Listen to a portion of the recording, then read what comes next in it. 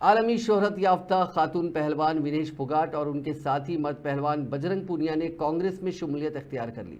Haryana assembly इंतखाब से ऐन कबल इन दोनों खिलाड़ियों की कांग्रेस में शमूलियत बहुत अहम तस्वुर की जा रही है। उम्मीद की जा रही है कि विनेश फोगाट हरियाणा असेंबली इंतखाब में खिदमत आजमाई भी करेंगी, जबकि बजरंग पूनिया ने पहले ही आवाम की खिदमत करने का जज्बा जाहिर किया।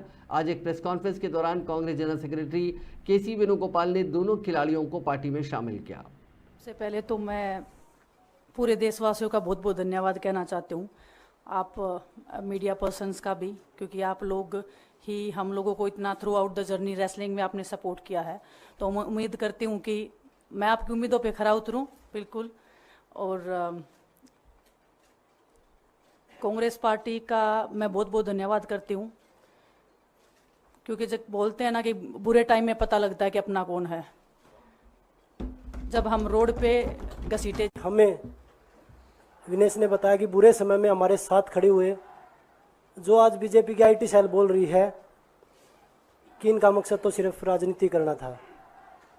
हमने तो उनको लेटर भेजा था, वो जब भी नहीं आए।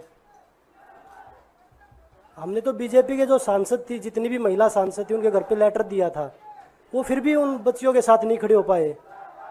कांग्रेस पार्टी तो बिना कुछ हमने इनको बताया, ये वहाँ पे हमारे साथ खड़े हुए। आज हम इस पे कांग्रेस पार्टी में आए हैं। मैं धन्यवाद देता हूं सभी का।